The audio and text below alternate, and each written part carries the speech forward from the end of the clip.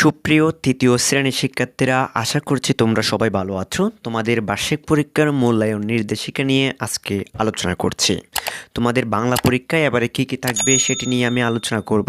আশা করছি তোমাদের এই ক্লাসটা অত্যন্ত ভালো লাগবে।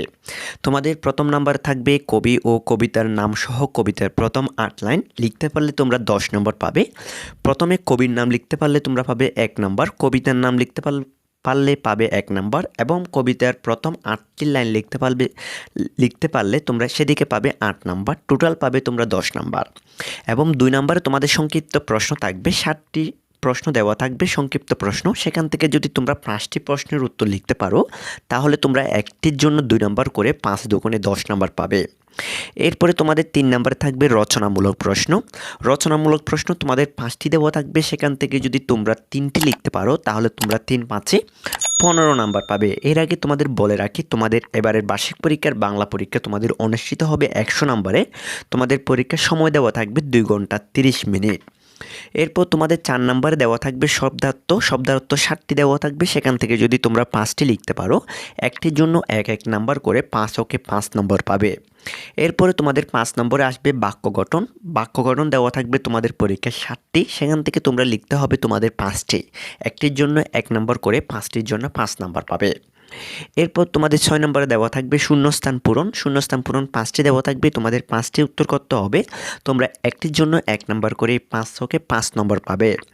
এরপর তোমাদের 7 নম্বরে আসবে বহু নির্বাচনী প্রশ্ন 5টি, তোমাদের সেই 5টি উত্তর লিখতে হবে, একটির জন্য 1 নম্বর করে তোমরা 5 নম্বর পাবে। এরপরে তোমাদের 8 নম্বরে আসবে লিঙ্গান্তর, অর্থাৎ 7টির মধ্যে যে কোনো 5টি লিখতে হবে লিঙ্গান্তর। সেখানে তোমরা একটির জন্য 1 নম্বর করে 5 নম্বর পাবে।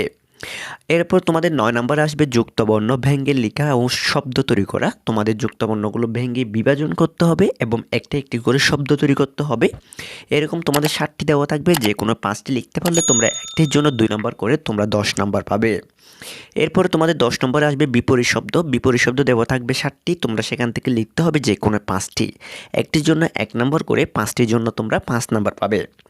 এরপর তোমাদের 11 নম্বর আসবে মিলকরণ। মিলকরণ দেওয়া থাকবে 5টি যদি 5টি পারো তাহলে তোমরা 1 নম্বর করে 5 নম্বর পাবে। এরপর 12 নম্বর তোমাদের আসবে বিরাম চিহ্ন। বিরাম চিহ্নের ব্যবহার আসবে যে কোনো 5টি, সেখান থেকে তুমি একটা পারলে 1 নম্বর, 2টি পারলে 2 নম্বর, তুমি যদি 5টি পারো তাহলে তুমি 5-এর জন্য 5 নম্বর পাবে।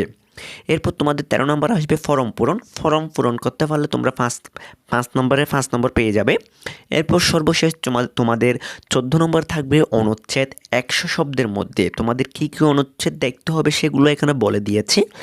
আমার পরিবার, অথবা আমার শখ, অথবা আমার বিদ্যালয়, অথবা দেশের কল্যাণের আমার করণীয়, অথবা পরিচিত বস্তু বা পরিবেশ ইত্যাদি যে কোনো একটি এখান থেকে তোমরা লিখতে পারবে। তোমাদের বার্ষিক পরীক্ষায় তোমাদেরকে নির্ধারিত করে বলে দিয়েছে অনুচ্ছেদ এগুলো আসবে, কিন্তু তোমাদের 100 শব্দ লিখতে হবে।